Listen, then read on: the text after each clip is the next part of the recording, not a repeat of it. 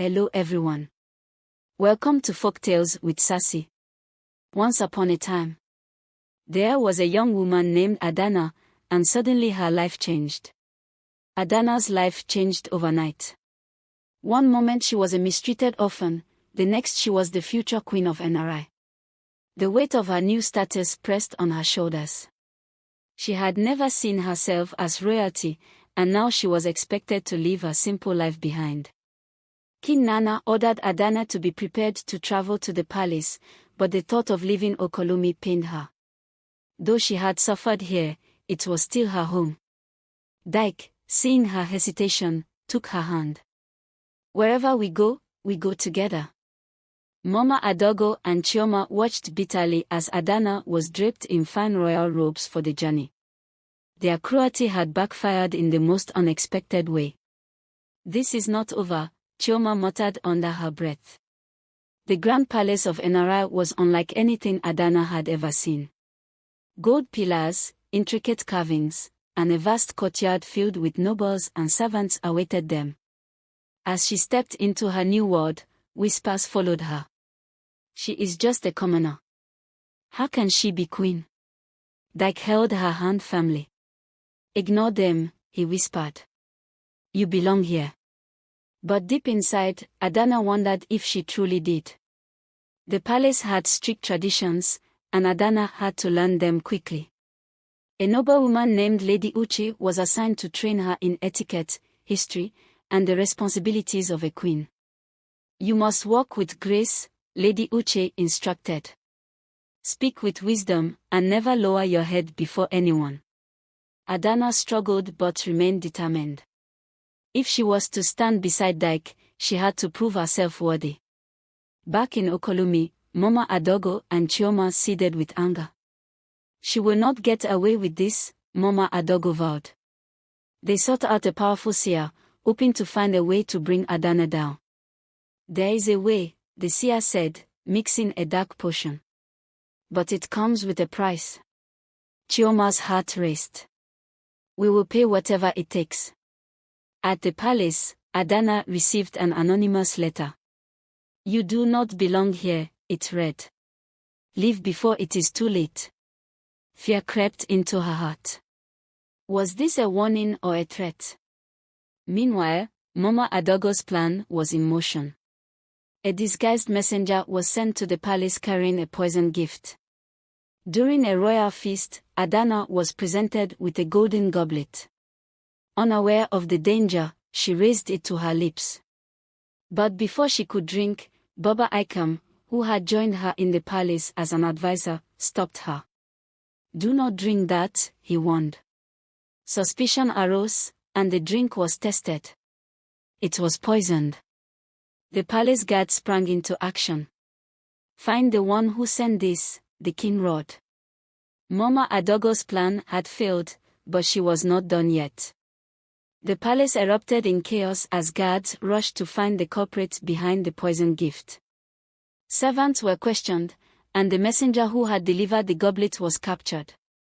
Under pressure, the messenger confessed, it was sent by a woman from Okolomi. She paid me handsomely to ensure the queen drank it. Dyke's face darkened. Mama Adogo, he muttered. King Nana turned to his guards. Send for my soldiers. This treachery will not go unpunished. Adanna's heart pounded. Would they really punish her aunt? Despite everything, the thought of seeing her harm troubled her. But she also knew she could never be safe as long as Mama Adogo sought to destroy her. Soldiers were dispatched to Okolomi, and by evening, Mama Adogo and Chioma were dragged before the king. Mama Adogo trembled but tried to maintain her composure. I am innocent, she cried. This is a misunderstanding. The king's voice was cold. You tried to murder my future daughter-in-law.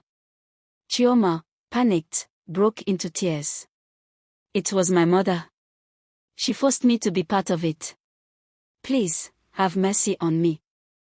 Mama Adogo turned to her daughter in shock. Chioma, how dare you betray me? Dyke stepped forward. There will be no mercy for those who seek to harm my wife. But Adanna, despite her anger, spoke softly. Let the gods decide their fate. The king considered her words. Very well. Tomorrow, they will face judgment. The following day, Mama Adogo and Chioma were brought before the royal shrine, where the high priest would seek the god's verdict. The villagers and nobles gathered to witness the trial. The priest chanted before the sacred fire, calling upon the ancestors to reveal the truth. Moments later, a strong wind swept through the temple, and the flames roared higher. The priest turned to the king. The gods have spoken. They are guilty. Mama Adogo collapsed to her knees, wailing. Chioma clutched her mother's arm, weeping. What shall be their punishment? The villagers whispered. King Nana stood. For your crimes, you are both exiled from Okolumi and Enari. You will live with nothing but the clothes on your backs. Chioma turned to Adanna, her eyes desperate. Please, forgive me. I was blinded by jealousy. Adanna sighed. I forgive you, Chioma. But you must find your own path now. And so, mother and daughter were sent away, never to return. With the threat of Mama Adogo gone, Adanna focused on her new role. The people of Enari were still hesitant to accept a commoner as their queen. She had to prove herself worthy. She started by visiting the sick and the poor and offering them food and healing herbs. She listened to the people's complaints, ensuring that justice was served fairly. Day by day, the people's respect for her grew. She is not just a queen, they began to say. She is one of us? Years passed, and the kingdom of Enari remained peaceful. To honor their queen, the people planned a grand festival. It was a time of joy, as the kingdom celebrated their prosperity. Even those who once doubted Adanna now stood in awe of her accomplishments. Dike and Adanna ruled wisely for many years. Their story became a legend, passed down through generations. One evening, as they sat watching the sunset over their kingdom, Dike took Adanna's hand. We were meant to find each other. She smiled. And we will rule with love until the end of our days. And so, the Palm Prince and his beloved queen lived happily ever after, their love a shining example for all who came after them.